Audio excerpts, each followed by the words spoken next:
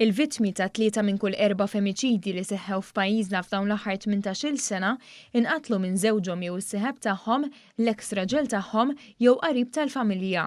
Dan sostnew 36 organizzazzjoni f'pajjiżna li naqdu flimkien biex b'vuċi waħda isemgħu leħinhom dwar il-vjolenza domestika u jappellaw għal iżjed sigurtà għall-vittmi qabel ma jkun tard wisq. 4 tim wara l-qtil tal-Lourdes Agius, l-organizzazzjonijiet irmarkaw li dan kien ir-raba' femiċidju f'Malta din is-sena. Qalu li jinsabu mnikta li mara oħra sfad vittma tal-vjolenza domestika u saħħu li huwa dritt fundamentali li persuna tgħix mingħajr il-biża' tal-vjolenza domestika. L-istess ħsieb qasmitu ma' One News l-avukat tal-familja Deborah Xkembri li qalet kif ħafna vittmi tal-vjolenza domestika jibżgħu jirrappurtaw għax jaħsbu li jispiċċaw f'sitwazzjoni jar.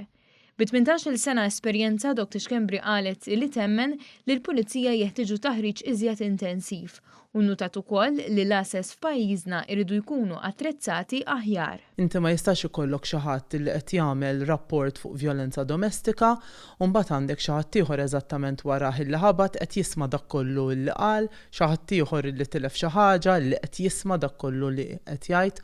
Mhijiex conducive is-sitwazzjoni li hemm bħalissa fl-assess biex wieħed jirrapporta affarijiet sensittivi bħal daw b'moħħu mistrieħ li se jkollu għajnuna. Bl-istess mod għandu jsir tiġdid u tisħiħ fis-servizzi li nataw fil-qrati li normalment jisimgħu każi ta' manteniment u kura u kustodja ta' tfal.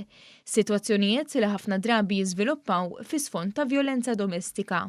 Huwa importanti illi ma jkunx hemm dewmien assolutament, illi l-partijiet jinstemaw għaliex fuq il-karta nistgħu nikdbu ħafna affarijiet imma il-kuntatt personali jista' juri verament dak li jkun x'ikun għaddej minnu u li jkollna deċiżjonijiet li jkunu verament spediti ġifieri iktar malajr. Intant, finqas minn jumejn inġabru biżżejjed flus biex isir il-funeral tal-Lourdes Agius.